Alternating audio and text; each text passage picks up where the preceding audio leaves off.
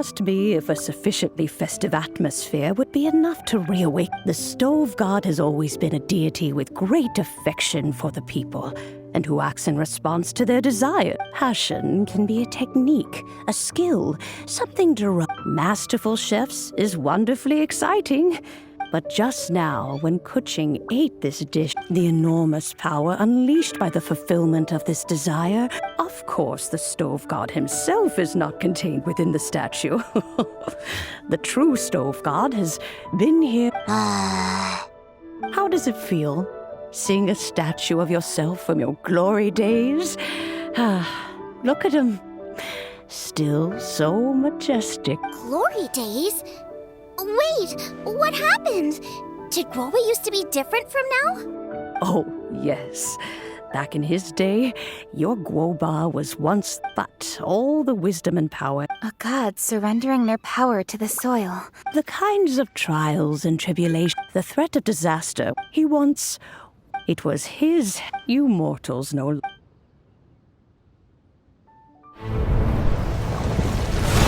Marchosius, god of the stove, born from a spark when stone struck stone.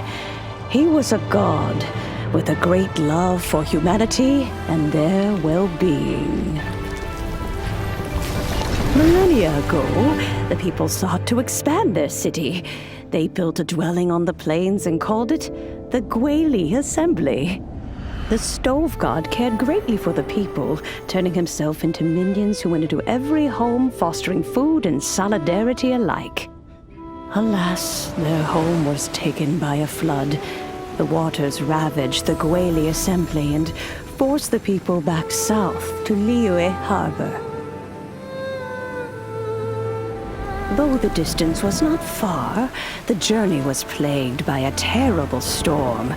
For a dozen days, the Adepti stayed by their side.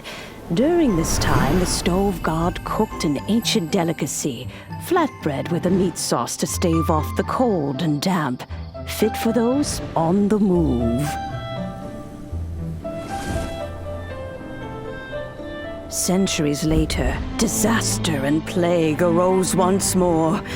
The stove god would appear no longer, for he placed all of his power into the land itself to quell the calamities.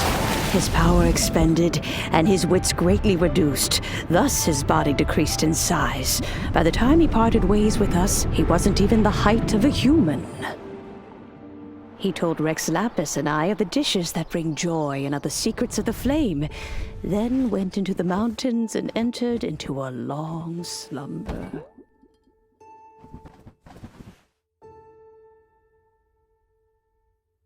The stove god departed, and Guoba was born. When he awoke, he ate the chiliman's cornbread buns placed on the offering table by a young lady in yellow.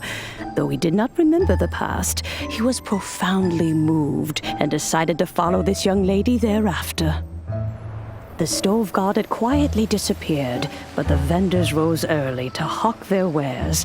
People went out to buy goods, lit their stoves, and cooked food, just as they had done every day for as long as they could remember. In Liyue, things have always been this way.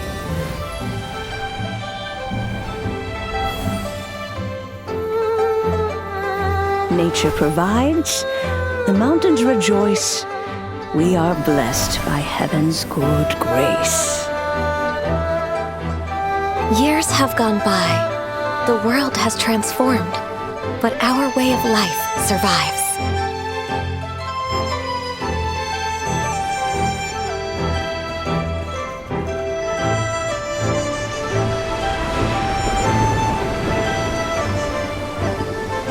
Fame and fortune is only a season.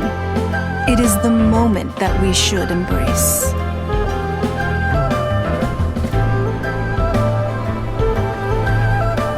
Past meets present. Heritage becomes legacy. Long into the future may we thrive. You once told me that dining is the profoundest of customs.